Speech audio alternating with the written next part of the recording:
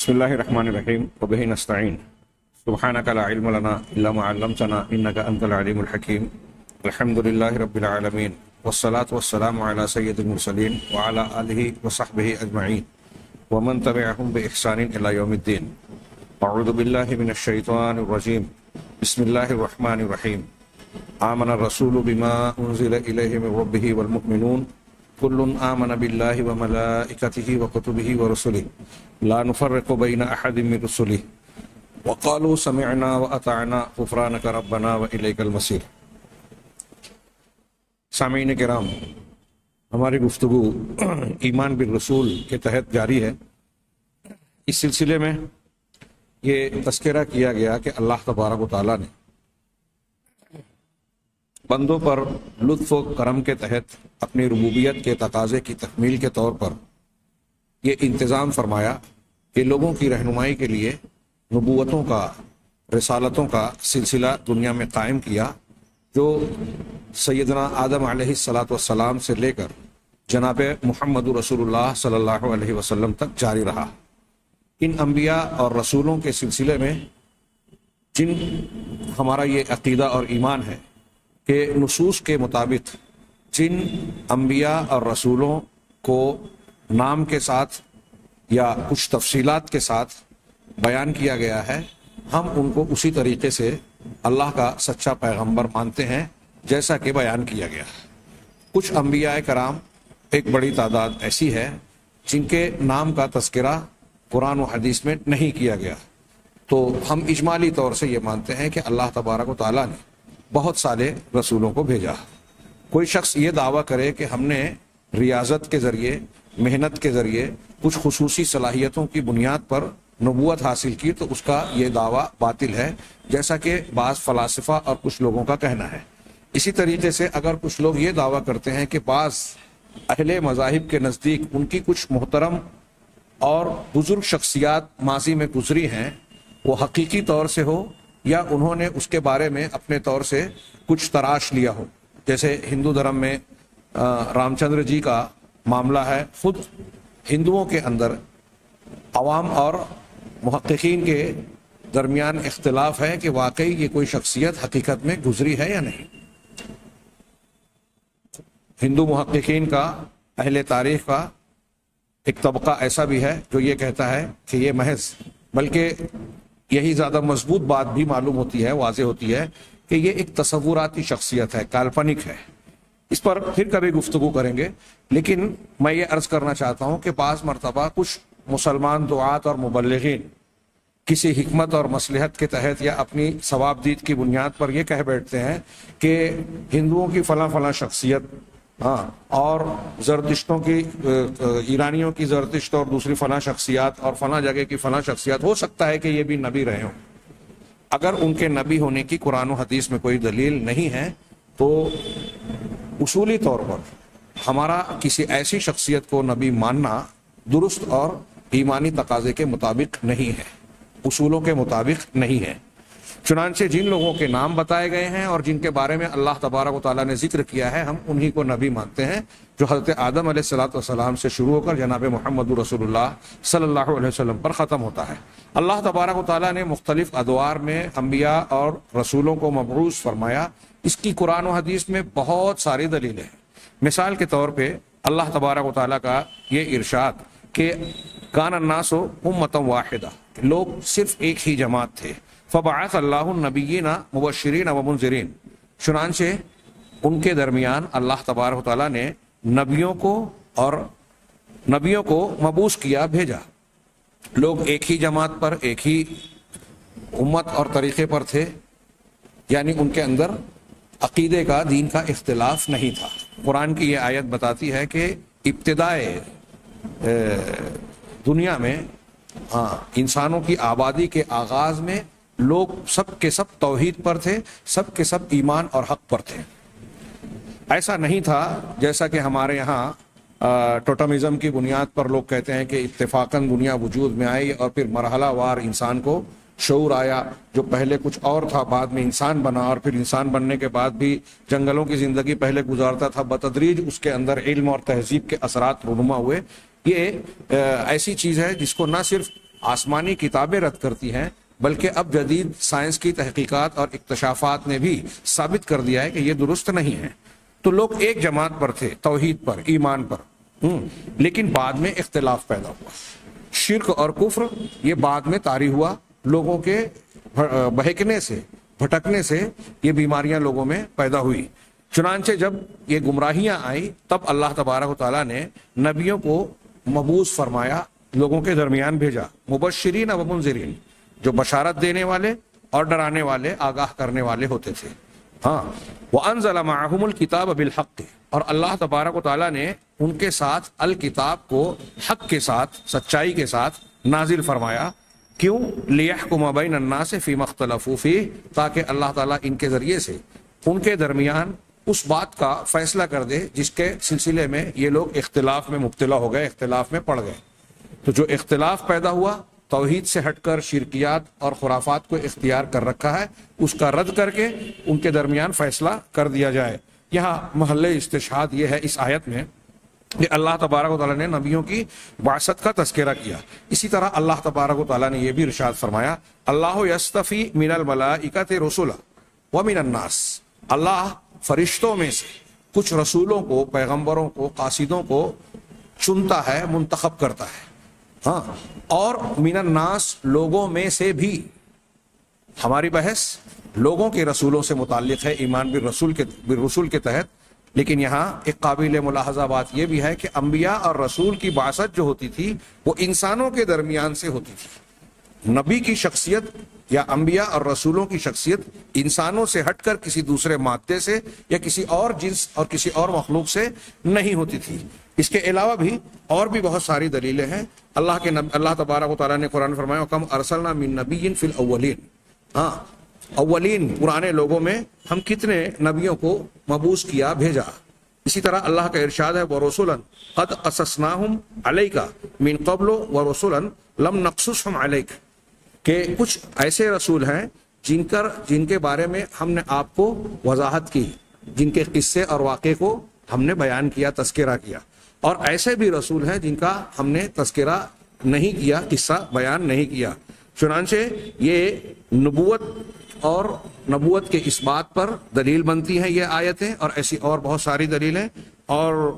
یہ بتاتی ہیں کہ اللہ تبارک و تعالیٰ نے اپنے بندوں میں سے کچھ لوگوں کو منتخب کر کے ان کو اس بات کا پابند اور مکلف بنایا کہ وہ اللہ کے پیغام اور تعلیمات کو رب العباد کی طرف سے اس کے بندوں تک پہنچائیں۔ بہت ساری حدیثیں بھی اس سلسلے میں پیش کی جا سکتی ہیں۔ یہاں موسوعہ میں ایک روایت نقل کی گئی، اللہ کے نبی صلی اللہ علیہ وسلم کا فرمان، اعطیت خمسا لم یعطہن احد من الانبیاء قبلی، مجھے 5 ایسی چیزیں، بعض روایتوں میں 6 ہے، 5 ایسی چیزیں دی گئی ہیں جسے جو مجھ سے پہلے کسی انبیاء کو نہیں دی گئی۔ اس سے ثابت ہوا کہ اللہ کے نبی صلی اللہ علیہ وسلم بھی نبی ہیں، اور آپ سے پہلے بھی بہت سارے انبیاء بھیجے گئے اور انہیں کچھ خصوصیات سے نوازا گیا۔ اور یہ 5 چیزیں جو اس حدیث میں ذکر کی گئی، 5 یا 6 چیزیں، یہ ایسی چیزیں جس میں نبی کریم صلی اللہ علیہ وسلم دوسرے انبیاء سے بھی ممتاز ہیں، آپ کو خصوصیت سے نوازا گیا۔ اس کی بحث انشاءاللہ آئندہ کی جائے گی، یہ بخاری مسلم کی بڑی مشہور حدیث ہے۔ اب ایک چیز یہ کہ انبیاء کرام اور رسولوں کے متعلق بنیادی طور سے کچھ باتیں جان لینا ضروری ہے تاکہ آدمی افراط و تفریط کا شکار نہ ہو۔ چنانچہ یہاں ایک عنوان قائم کیا گیا، صفات الانبیاء، انبیاء کرام اور رسولوں کی کچھ بنیادی اور مشترکہ صفات۔ تو سب سے پہلے یہ تذکرہ کیا کہ انبیاء کرام علیہ السلام از آدم تا محمد رسول اللہ صلی اللہ علیہ وسلم، ان تمام کا معاملہ یہ ہے کہ یہ سارے کے سارے انبیاء کرام بشر تھے، انسان تھے۔ اللہ تبارک و تعالیٰ نے حضرت آدم علیہ السلام کو خصوصیت بخشی، اپنے ہاتھوں سے بنایا، روحوں کی، اور پھر دنیا کے جتنے انسان ہیں سب ان کی اولاد ہے، ان کی نسل ہے۔ اسی لیے لوگوں کو بنی آدم کہا جاتا ہے، اور ایک لفظ آدمی گویا آدم کی طرف نسبت کر کے مرد کو آدمی کہا جانے لگا کہ وہ آدمی ہے، انہیں آدم کی اولاد یا آدم کی طرف نسبت کرنے والا۔ چنانچہ پہلی بات یہ ہے کہ سارے انبیاء اور رسول انسان ہیں، ہاں سارے کے ساتھ کھاتے تھے، پیتے تھے، ہاں صحت مند رہتے تھے اور مرض کا شکار بھی ہوتے تھے، مختلف امراض کا شکار بھی ہوتے تھے۔ یہ ایسی باتیں ہیں جو قرآن حدیث کا مطالعہ کرنے سے بداہتاً بغیر کسی غور و فکر کے ظاہری طور پر واضح انداز میں صراحت کے ساتھ معلوم ہوتی ہے۔ لیکن کچھ لوگ اس سلسلے میں بھی گمراہی کا شکار ہو گئے، اور چھوٹی موٹی گمراہی نہیں، ایسی گمراہی جو انسان کے لا الہ الا اللہ کو ہی توڑ پھوڑ دے، یعنی اس کو شرک اکبر اور کفر اکبر میں مبتلا کر دے۔ آپ دیکھتے ہیں کہ حضرت عیسیٰ علیہ السلام کو نصارہ نے جب مانا تو نہ صرف یہ کہ ان کو نبی رسول مانا، بلکہ ان کو ان کے مقام سے بڑھا کر اللہ تعالیٰ سے ملا دیا، یہاں تک کہہ دیا کہ وہ اللہ کے بیٹے ہیں، نعوذ باللہ من ذالک، اللہ کا بیٹا کہہ دیا، یعنی ان کو دائرہ بشریت سے نکال کر دائرہ الوہیت میں شامل کر دیا۔ اللہ تبارک و تعالیٰ نے مختلف انداز میں ان کی اس بدعقیدگی کا، ان کے اس کفر کا، شرک کا رد کیا۔ قرآن نے ایک جگہ کہا، حضرت عیسیٰ علیہ السلام اور ان کی والدہ حضرت مریم علیہ السلام کا تذکرہ کرتے ہوئے اللہ نے کہا کانا یاکلان الطعام، وہ دونوں کھانا کھاتے تھے۔ ہاں قرآن جیسی عظیم کتاب میں اس سے پہلے یہ بحث بعض دروس میں گزر چکی ہے توحید کے دلائل کے سلسلے میں کہ وہ دونوں کھانا کھاتے تھے۔ اللہ تبارک و تعالیٰ نے کیوں کہا؟ قرآن جیسی عظیم کتاب میں کسی انسان کے بارے میں یہ بتانا کوئی اہمیت کا حامل معلوم ہوتا ہے صرف اتنا بطور خبر کہ وہ کھانا کھاتے تھے؟ نہیں، یہ بطور خبر نہیں ہے، بلکہ ایک ثبوت کے طور پر ہے کہ ان کا کھانا کھانا اس بات کی دلیل ہے کہ ان کے اندر الوہیت یا اللہ تعالیٰ کی کوئی صفت اور خصوصیت نہیں تھی، وہ انسانی اوصاف کے حامل تھے، انسانی اوصاف سے متصف تھے۔ کھانا اس لیے کھاتے تھے کہ انہیں بھوک لگتی تھی، اور جسے بھوک لگتی ہے وہ کھانا کھاتا ہے، اور جو کھانا کھاتا ہے اسے حاجت بھی پیش آتی ہے۔ اللہ تبارک و تعالیٰ نے بڑے لطیف انداز میں تذکرہ کیا کہ یہ دونوں کھانا کھاتے تھے۔ قرآن میں ایک جگہ کہا کہ اگر اللہ تعالیٰ چاہے تو حضرت عیسیٰ کو، ان کی والدہ کو اور پوری کائنات کو تباہ کر دے، کون روکنے والا ہے؟ یہ توحید کی دلیلیں ہیں کہ اللہ تبارک و تعالیٰ وحدہ لا شریک ہے، احد ہے، واحد و احد ہے، الصمد ہے، ہاں، اور اس کا کوئی کف، کوئی ہمسر نہیں ہے۔ چنانچہ انبیاء کرام علیہ السلام کا معاملہ بھی یہ ہے، اگرچہ ہم آگے ابھی پڑھیں گے کہ انبیاء کی خصوصیت اور درجات انسانوں میں سب سے اعلیٰ، سب سے اونچا ہے ضرور، لیکن اللہ تبارک و تعالیٰ کے بندے ہی ہیں، اس کی مخلوق ہی ہیں، اللہ تبارک و تعالیٰ کے احکامات کے پابند ہیں، اللہ تبارک و تعالیٰ کی اطاعت و فرمانبرداری کرنے کی وجہ سے، اس کی تقرب میں سب سے آگے ہونے کی وجہ سے، بندگی میں سب سے اعلیٰ ہونے کی وجہ سے ان کو یہ اعلیٰ مقام ملا، نہ کہ ان کو ایسا درجہ حاصل ہوا کہ وہ اللہ تبارک و تعالیٰ کی کسی خصوصیت یا صفت کے حامل بن گئے۔ بہت بڑی گمراہی ہے دنیا کی، پوری دنیا میں جتنے گمراہ مذاہب ہیں اور مسلمانوں میں کئی مشرک فرقے جو پائے جاتے ہیں، مشرک کافر فرقے، ان کے اندر یہ غلط فہمی ہے کہ جب کسی شخصیت کو انہوں نے مانا تو اس کے ماننے کا تقاضا، ان کی عزت و توقیر کا تقاضا یہ سمجھا کہ ان کو اللہ سے ملا دیا جائے۔ چونکہ امت محمدیہ میں اس سلسلے میں سب سے زیادہ خطرہ جناب محمد رسول اللہ صلی اللہ علیہ وسلم کی اپنی شخصیت کے بارے میں تھا۔ ہم آگے کے دروس میں نبی کریم صلی اللہ علیہ وسلم کی ذات کے متعلق جب ایمان پر گفتگو کریں گے تو آپ کے بارے میں افراط و تفریط والی گفتگو میں یہ بات آئے گی انشاءاللہ۔ یہاں اشارتاً یا اختصار کے ساتھ یہ تذکرہ مقصود ہے کہ آپ نے پوری حیات طیبہ میں دیکھیے صحابہ کرام کو بار بار اس سے روکا ہے، شرک کے اس دروازے کو اپنی ذات کے تعلق سے بھرپور انداز میں بند کرنے کی تعلیم دی ہے کہ دیکھو مجھ کو حد سے نہ بڑھانا، جس طرح عیسیٰ ابن مریم کو نصارہ نے حد سے بڑھا دیا، لا تطرونی کما اطرت النصارى عیسیٰ ابن مریم۔ ہاں، میں اللہ کا بندہ اور اس کا رسول ہوں، لہذا مجھے عبداللہ اور اس کا رسول ہی کہنا، اللہ کا بندہ اور اس کا رسول ہی کہنا۔ کسی نے آپ کے سامنے کہہ دیا جو اللہ چاہے اور جو آپ کا کہا، فوراً کہا کیا تم نے مجھے اللہ کے برابر بنا دیا؟ بلکہ صرف اتنا کہو ماشاء اللہ وحدہ، جو اکیلا اللہ تبارک و تعالیٰ چاہے۔ ہاں، لیکن ان سب تعلیمات کے باوجود اللہ تعالیٰ نے قرآن میں کہا آپ کہہ دیں کہ میں غیب نہیں جانتا، آپ کہہ دیں کہ میں فرشتہ نہیں ہوں، ہاں، آپ کہہ دیں کہ میں نفع اور نقصان کا مالک نہیں ہوں، اپنے لیے بھی دوسروں کے لیے بھی، کسی نفع اور کسی نقصان کا۔ کتنی صاف صاف تعلیمات ہے کلام پاک کی۔ اب اس کو بھی کوئی نہیں ماننا چاہے، توڑے مروڑے اور کتاب توحید سے کتاب شرک ثابت کرنا چاہے، تو یہ واقعی اس کی محرومی ہے، اس کی بدقسمتی ہے، اور اسے اپنی اس قسمت پر رونا چاہیے کہ اللہ تعالیٰ کی کتاب جو ہدایت لاتی ہے اسی کو توڑ مروڑ کر اس سے ضلالت و گمراہی کو ثابت کرنے کی کوشش کر رہا ہے، قرآن کے ساتھ بھی کھلواڑ کر رہا ہے۔ چنانچہ ہم دیکھ رہے ہیں کہ ہمارے گرد و پیش میں مسلمان کہلانے والے جناب محمد رسول اللہ صلی اللہ علیہ وسلم کی محبت اور عظمت کے نام پر اللہ کے نبی صلی اللہ علیہ وسلم کے بارے میں یہ عقیدہ تراش رکھا ہے انہوں نے کہ آپ بشر نہیں تھے، جبکہ قرآن اور حدیث کی بہت ساری دلیلیں چیخ چیخ کر صراحت سے کہتی ہیں کہ یہ انسان تھے۔ وہ کہتے ہیں کہ بشر نہیں تھے، عالم الغیب تھے، ساری غیبیات سے واقف تھے، نور مجسم تھے، وہی نور جو اللہ تبارک و تعالیٰ کا ہے، وہی جو مستوی عرش تک خدا بن کر اتر پڑا ہے، مدینے میں مصطفیٰ بن کر، نعوذ باللہ۔ ہاں یہ دیکھیے ایمان بھی رسول ایمان لاتے ہوئے کس طرح غلو کیا اور شرک اور کفر میں ڈال دیا لوگوں کو شیطان نے۔ تو حاضر و ناظر ہیں، مختار کل ہیں، یہ سارے عقیدے جو تراشے گئے نبی کریم صلی اللہ علیہ وسلم اور دیگر انبیاء کے متعلق صحیح ایمان نہ ہونے کا سبب ہے۔ یہ ہمارے ہاں جو تذکرہ کیا جا رہا ہے کہ انبیاء کرام علیہم الصلوۃ والسلام کی عمومی جو صفات ہیں اس کے بارے میں اچھی طرح دماغ میں رکھنا چاہیے کہ یہ انبیاء بھی بشر تھے، کھاتے پیتے تھے، یعنی ان کو بھوک پیاس لگتی تھی، دوسرے انسانوں کی طرح ان کے بھی معاملات تھے زندگی کے، وہ بھی صحت مند ہوتے تھے، مختلف موقعوں پر بیماری کے، جیسے نبی کریم صلی اللہ علیہ وسلم کے بارے میں ہم جانتے ہیں کہ آخر وقت میں آپ شدید بخار کے شکار ہوئے۔ ام المومنین حضرت عائشہ نے سے بتایا کہ عام انسان کے مقابلے میں دوہرے بخار کا اور تکلیف کا شکار ہوتے ہیں۔ ام المومنین نے کہا کہ اجر بھی تو آپ کے لیے دوہرا ہے۔ آپ نے فرمایا ہاں، آپ کے سر میں درد ہوا، آپ چلنے میں تکلیف محسوس کر رہے ہیں، دو لوگوں کے سہارے سے مسجد میں جا رہے ہیں، ہاں غشی طاری ہو رہی ہے آپ کے اوپر،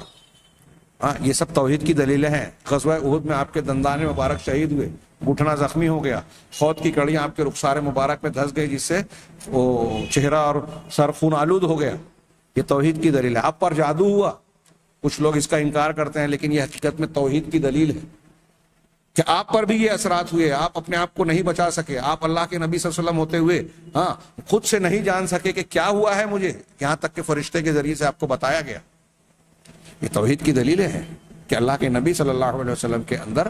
اللہ تعالیٰ کی خصوصیات اور صفات نہیں ہیں۔ لیکن کفار مکہ کے بارے میں قرآن نے نقل کیا، وہ اللہ کے نبی صلی اللہ علیہ وسلم کو نبی نہ ماننے کے لیے یہ ایک بہانہ یہ کرتے تھے کہ ارے ہم ان کو نبی کیسے مانیں، یہ تو ہماری طرح کھاتے پیتے ہیں، ما لہذا الرسول یاکل الطعام ویمشی فی الاسواق۔ قرآن نے نقل کیا ان کا یہ جملہ کہ اس رسول کا کیا معاملہ ہے کہ کھانا کھاتا ہے اور بازاروں میں چلتا پھرتا ہے، ہماری طرح اس کے معاملات ہیں۔ تو وہ نبی اس لیے نہیں مان رہے تھے کہ نبی کریم صلی اللہ علیہ وسلم کھاتے پیتے اور انسان ہیں۔ اور آج ہمارے یہاں کچھ لوگ ایسے ہیں، بریلوی اور دوسرے بہت سارے لوگ، جو یہ کہتے ہیں کہ چونکہ جناب محمد رسول اللہ صلی اللہ علیہ وسلم نبی تھے بلکہ رسول اور سید المرسلین، رسولوں کے سردار ہیں، آپ کا اتنا اعلیٰ مقام ہے، اس لیے آپ انسان نہیں ہو سکتے۔ کفار مکہ نے کہا کہ انسان ہے تو رسول نہیں ہو سکتے، یہ کہہ رہے ہیں کہ رسول ہے تو انسان نہیں ہو سکتے، بات ایک ہی ہے۔ یعنی بشریت اور رسالت دونوں کو انہوں نے اکٹھا ہونا محال سمجھا۔ وہاں الگ انداز میں شیطان نے بہکایا، یہاں اس کا الٹا معاملہ کر دیا۔ چنانچہ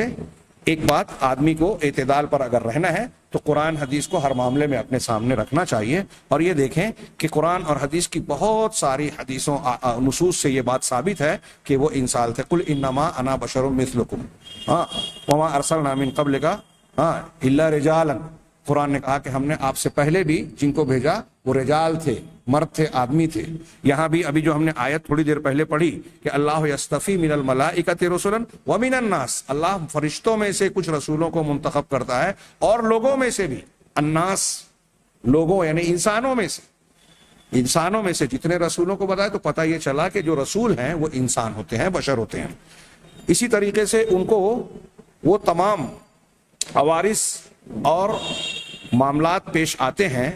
جو ایک انسان کو انسان ہونے کی حیثیت سے پیش آتے ہیں۔ ہاں قرآن نے تذکرہ کیا کہ ہم نے آپ سے پہلے رسولوں کو بھیجا، ان کی بیویاں تھیں، ان کی اولاد تھی، وہ خود کسی کی اولاد تھی۔ اس کا مطلب یہ کہ جیسے عام ہم اور آپ اور دنیا کے دوسرے انسان انسانی نسل کا حصہ ہیں کہ ماں باپ کے ملاپ سے ایک بچہ پیدا ہوتا ہے. ہم جس طرح پیدا ہوئے اللہ تبارک و تعالیٰ نے انبیاء کرام علیہ الصلوۃ والسلام کو بھی اسی طرح پیدا کیا. پہلی شخصیت اور انسان حضرت آدم علیہ الصلوۃ والسلام کی تخلیق کا معاملہ جدا ہے بغیر ماں باپ کے. حضرت حوا کو حضرت آدم کے ذریعے سے مادے سے بنایا. حضرت عیسیٰ علیہ الصلوۃ والسلام کی خصوصیت ہے کہ ان کو بغیر باپ کے پیدا کیا. ہاں یہ معجزہ یا کچھ خصوصیات ہیں ان لوگوں کی. باقی سارے انسانوں کی ولادت کا معاملہ معمول کے مطابق ہی رہا, مرد عورت. تو جس طرح سے دوسرے لوگ پیدا ہوئے اسی طرح انبیاء اور رسول علیہم الصلوۃ والسلام بھی پیدا ہوتے. اور یہ الگ بات ہے کہ ان کے سارے معاملات جو بشری تقاضے اور تخلیقی اعتبار سے تھے وہ دوسرے انسانوں کی طرح, لیکن ان کی کچھ صفات جلیلہ ایسی ہوتی جس کے ذریعے سے وہ دوسروں کے مقابلے میں ممتاز ہوتے, اور بعض اوصاف اور اخلاق کی ایسی صفات ان سے جڑی ہوتی جو انبیاء کرام علیہم الصلوۃ والسلام کا لازمی حصہ بنتی تھی, لازمی طور سے ان سے جڑی ہوتی تھی, جو دوسرے انسانوں سے ان کو ممتاز کرنے والی ہے. وہ کیا ہے؟ جیسے سچائی, امانت داری, ذہانت اور عقل مندی. دوسرے انسانوں میں, اچھے انسانوں میں بھی کبھی کبھی جھوٹ بول دیا, کچھ خیانت کر لی, بے ایمانی کر لی, یا بے وقوفی کے کچھ حرکات سکنات کا ارتکاب کر لیا, ان سے سرزد ہو گئی, یا کچھ ایسی بات ہو گئی جو بے حیائی کی ہے, گندگی کی ہے, بد اخلاقی کی ہے, گھٹیا پن کی ہے. یہ دوسرے انسانوں میں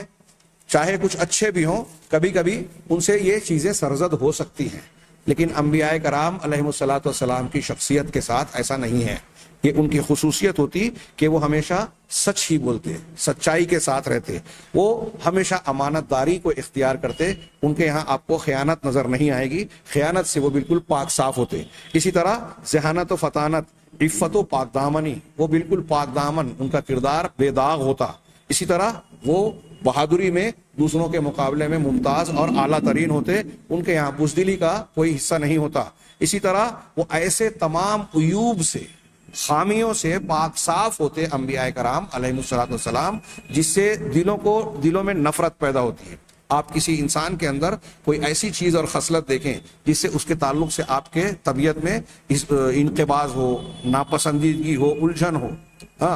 اس شخصیت سے آپ کو گھن محسوس ہونے لگے. ایسی صفات سے انبیاء کرام علیہم الصلوۃ والسلام کلی طور پر بے داغ اور پاک صاف ہوتے. اللہ تبارک و تعالیٰ نے ان کو ایسا بنایا. اسی طرح کبیرہ گناہوں سے انبیاء کرام علیہم الصلوۃ والسلام پاک اور معصوم ہوتے. اسی طرح تبلیغ کے کام میں اللہ تعالیٰ نے ان کو جو ذمہ داری عطا فرمائی ہے, دعوت کو یا اپنی تعلیمات کو لوگوں تک پہنچانے کی, دعوت دینے کی, تبلیغ کرنے کی, تبلیغ رسالت کی, ان چیزوں میں وہ کبھی بھی کوئی غلطی یا یوں سمجھیے کہ ایسا کام جو اللہ کے حکم کے خلاف, اس کے حکم کو رد کرنے والے ہوں, ایسی کوئی چیز انبیاء کرام علیہ الصلوۃ والسلام میں نہیں ہوتی. پوری امانت داری, دیانت داری, محنت و مشقت اور اپنی پوری کوشش کے ساتھ وہ تبلیغ و دعوت کا حق ادا کرتے تھے. تمام انبیاء کرام علیہ الصلوۃ والسلام میں یہ مشترکہ صفات کہ وہ انسان کے اگرچہ انسان تھے, بشری صفات اور خصوصیات تھیں, لیکن انسانوں میں, عام انسانوں میں, انبیاء کے علاوہ انسانوں میں ایسی کچھ چیزیں جو پائی جاتی ہیں عیب کی, ایسی کوئی بھی چیز انبیاء کرام علیہ الصلوۃ والسلام میں نہیں پائی جاتی. اور اللہ تبارک و تعالیٰ ان کو معصوم رکھتا, خطا اور نسیان سے,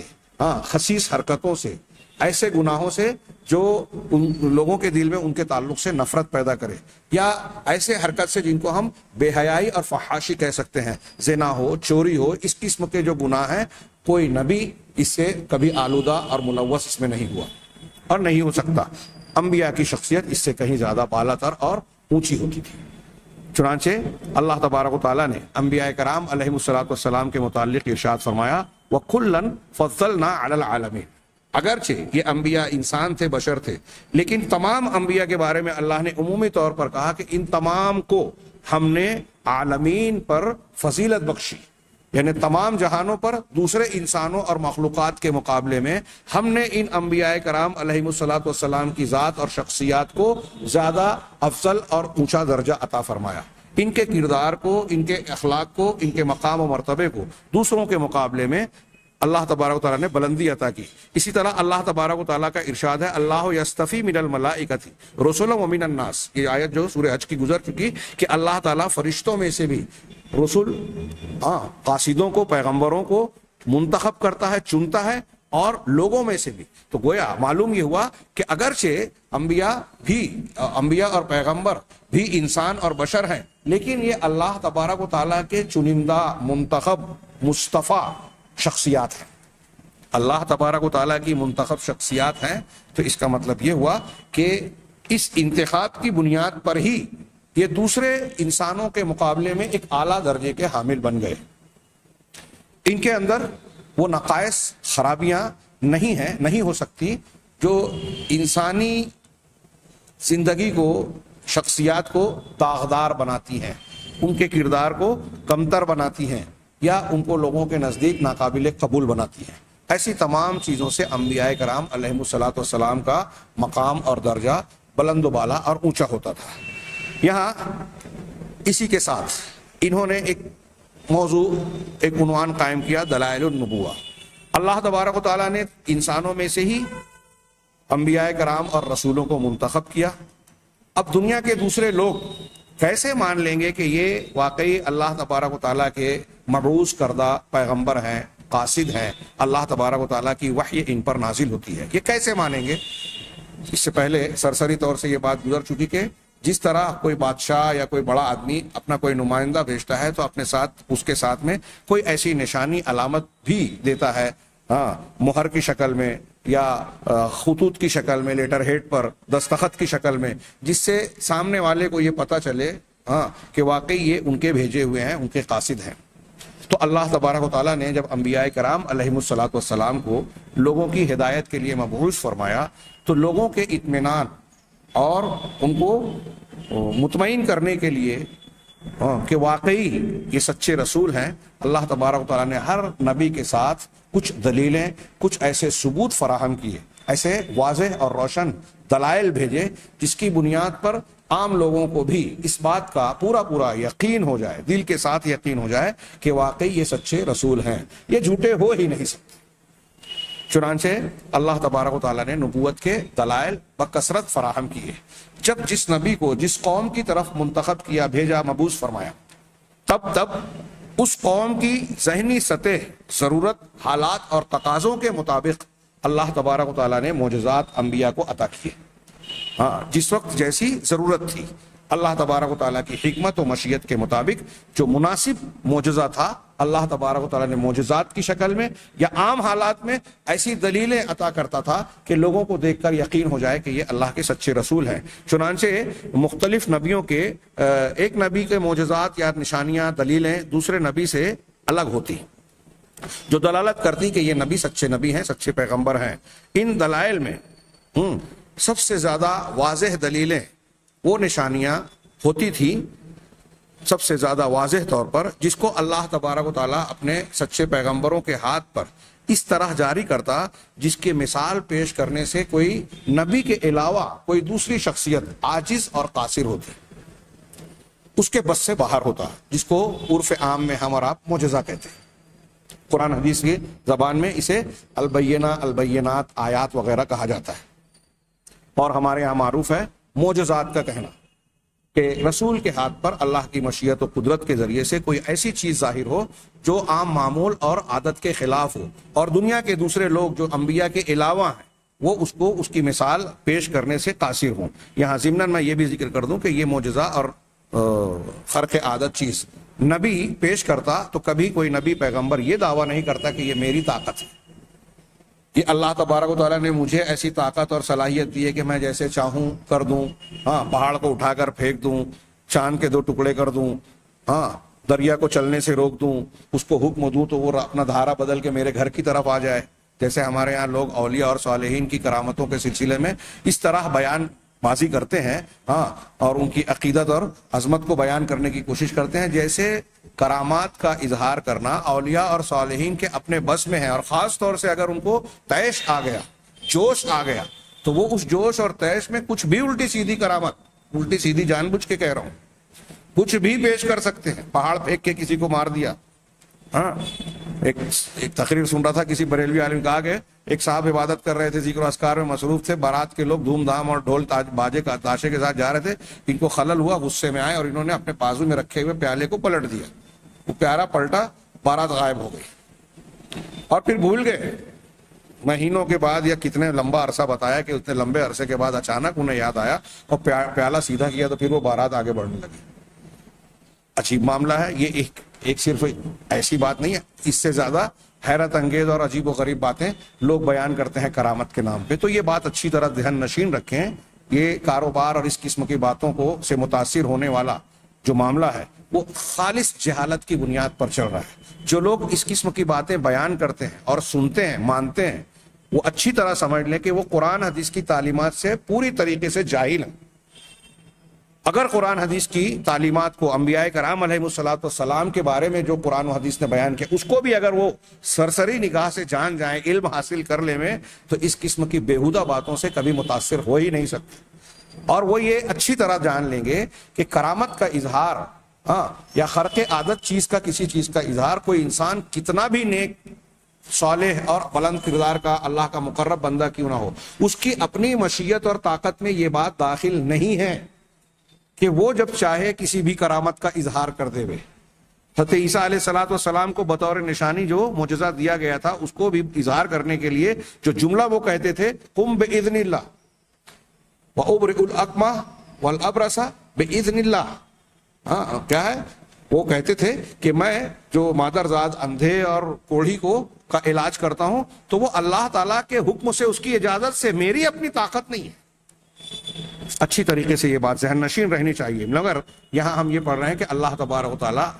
سچے پیغمبروں کو دلائل عطا فرماتا, ان کی سچائی کی دلیل کے طور پر, ثبوت کے طور پر, کہ لوگ اس سے مطمئن ہو جائیں اور ان کو سچا رسول مان لیں. چنانچہ ان آیتوں, نشانیوں اور ثبوتوں میں سب سے واضح دلیل وہ ہوتی جن کو ہم معجزہ کہتے ہیں, یعنی ایسی چیز جو انبیاء کرام علیہ الصلوۃ والسلام کے ذریعے سے ظاہر ہوتی اور اس کے اظہار کے بعد اس جیسی مثال یا اس جیسے کام کے لیے دوسرے انسان عاجز و قاصر ہوتے, ان کے بس میں نہیں ہوتا. ان دلائل میں سے جیسے انبیاء کرام علیہ الصلوۃ والسلام کا,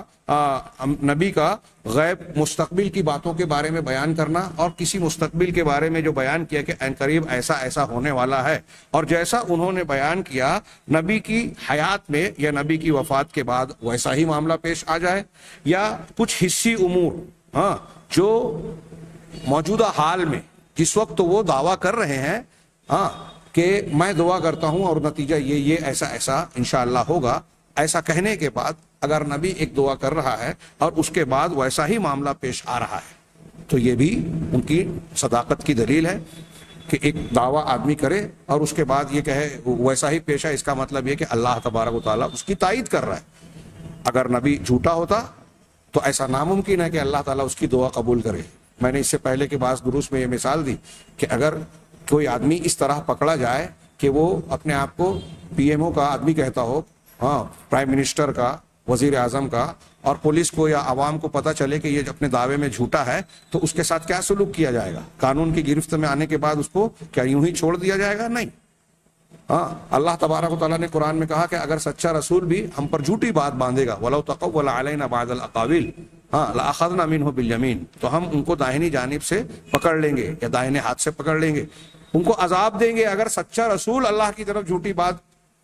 منسوب کرے. تو اگر کوئی جھوٹا دعویٰ ہی کرے تو کیا اللہ تبارک و تعالیٰ اس کی تائید کرے گا؟ اس کو اس کی دعا کے مطابق لوگوں کے سامنے پیش کرے گا؟ سچا رسول اللہ کے نبی صلی اللہ علیہ وسلم کہہ رہے ہیں بدر کی شب میں کہ ھذا مصرع فلان, ھذا مصرع فلان, ابھی جنگ چھڑی نہیں ہے, رات کا اندھیرا ہے, اور آپ کہہ رہے ہیں میدان میں جانے کے بعد کہ یہاں کل فلاں شخص پچھاڑا جائے گا, مکہ کے قریش کے سرداروں میں سے فلاں شخص یہاں مارا جائے گا. یہ آپ کہہ رہے ہیں. حصی معجزات میں قرآن نے جو ذکر کیا, جیسے حضرت موسیٰ علیہ السلام نے جادوگروں کے سامنے لاٹھی ڈالی, جادوگروں کی رسیاں اور لاٹھیاں اس نے نگل لی, سارے جادوگروں نے قبول کر لیا کہ موسیٰ علیہ السلام نے جو پیش کیا وہ کوئی انسان پیش نہیں کر سکتا, اس لیے وہ سجدہ ریز ہوئے اور کہا کہ ہم موسیٰ کے رب پر ایمان لے آئے. موسیٰ کی طاقت نہیں مانی کہ موسیٰ علیہ السلام نے یہ کمال دکھایا ہے, ورنہ یہی کہتے کہ ہمارے جادوگروں میں یہ بڑا جادوگر ہے، جیسا کہ فرعون نے الزام تراشی کی۔ حضرت موسیٰ تو کہہ رہے تھے کہ میں نبی ہوں اور اللہ کی طرف سے میں بھیجا گیا ہوں، اور اللہ تعالیٰ کی قدرت سے کوئی چیز باہر نہیں ہے۔ جادوگر رسیاں اور لاٹھیاں پھینک کر وہ جانتے تھے کہ ان کا جادو کس قسم کا ہے اور کس حد تک ہے، لیکن کسی انسان کے بس میں یہ نہیں ہو سکتا کہ کوئی لاٹھی اس طرح اژدہا بن جائے کہ ان ساری رسیوں اور لاٹھیوں کو وہ نگل لے، جو حضرت موسیٰ علیہ السلام کی طرف سے پیش کیا گیا۔ تو یہ حصی طور پر انتہائی واضح معجزہ تھا، اور جانکار لوگوں نے ان کو توفیق ملی، تمام جادوگر ان پر ایمان لے آئے۔ تو نبی کا سامنے کوئی دعا کرنا اور اس دعا کا واضح طور سے قبول ہو جانا یا ان کے دعوے کا ظاہر ہو جانا، یہ ان کے سچے نبی ہونے کی دلیل تھی۔ دعائیں قبول ہوئی، جیسے میں نے بدر کی مثال دی، حضرت صالح علیہ السلام نے قوم کے مطالبے پر دعا کی، پہاڑی سے جو ہے گابھن اونٹنے نکلی۔ ہاں، تو یہ ساری چیزیں ان کی سچائی کی دلیلیں ہیں۔ اسی طرح انہوں نے اشارہ کر کے آگے کہا کہ انبیاء کی نبوت کے دلائل بہت سارے ہیں، بہت زیادہ۔ چنانچہ انہوں نے خود کہا کہ بعض علماء نے نبی کریم صلی اللہ علیہ وسلم کی نبوت کی دلیلوں پر دلائل النبوہ کے نام سے اور دوسرے ناموں سے خصوصی کئی جلدوں پر مشتمل موٹی موٹی کتابیں لکھی ہیں۔ انہوں نے بیان کیا کہ مؤلفات ذات و اجزاء عدیدہ، متعدد اجزاء پر مشتمل مؤلفات اور تالیفات لکھی ہیں، جیسے ابو نعیم اصفہانی ہیں، ابو بکر البیہقی ہیں۔ امام بہقی کی کتاب دلائل النبوہ میرے علم کے مطابق میں نے جو دیکھی ہے 4 جلدوں پر مشتمل ہے، 4 موٹی موٹی جلدیں، دلائل النبوہ، نبوت کے دلائل، ابو نعیم اصفہانی۔ اسی طرح ابو بکر فریابی وغیرہ نے بھی جو ہے لکھی ہے۔ ہاں، میرے علم کے مطابق 17 یا 19 کتابیں پرانے علماء میں، سلف کے علماء میں صرف دلائل النبوہ کے نام سے پائی جاتی ہے، اور ایک کتاب کئی جلدوں پر ہے، جیسے کہ میں نے بتایا امام بہقی کی کتاب 4 جلدوں پر مشتمل ہے۔ 17 یا 19 کتابیں صرف اس نام سے، دوسرے ناموں سے اور زیادہ ہیں۔ تو نبوتیں، عام نبوتوں کی اور جناب محمد رسول اللہ صلی اللہ علیہ وسلم کی نبوت کے دلائل بہت سارے ہیں۔ ہم اللہ کے نبی صلی اللہ علیہ وسلم کی خصوصیات اور آپ کی حقانیت اور صداقت پر الگ سے میں اپنے دروس میں سے ایک درس پر مستقل اس پر گفتگو کرنا چاہتا ہوں کہ نبی کریم صلی اللہ علیہ وسلم کی نبوت کے دلائل کتنے زیادہ، کتنے متنوع اور نو بناؤ ہیں، اور ہر روز بڑھ رہے ہیں۔ کیوں؟ اس لیے کہ اس کی ضرورت ہے، قیامت تک کے لیے آپ کی نبوت ہے۔ ہاں، اور اس لیے بھی ہمارا اس موضوع کو جاننا ضروری ہے کہ آج کے علمی سائنسی تحقیقی دور میں جب ٹی وی چینلز پر اور دوسرے مقامات پر مباحث ہوتے ہیں تو ہر مسلمان خاص اور عام کو، وہ چاہے جس شعبے سے تعلق رکھتا ہو، اللہ کے نبی صلی اللہ علیہ وسلم کی نبوت کی صداقت پر ایسے اور اتنے دلائل ضرور جاننا چاہیے جس سے خود اپنے لیے نہیں بلکہ اس کے اندر یہ صلاحیت ہو کہ اپنے مخاطب کے لیے بھی وہ اطمینان کا سامان فراہم کر سکے۔ کہیں اگر گفتگو ہو، آپ سے، ہم سے سوال ہو کہ آپ محمد صلی اللہ علیہ وسلم کو سچا رسول کیوں مانتے ہیں، ہاں، تو ہم اس کا جواب دے سکیں۔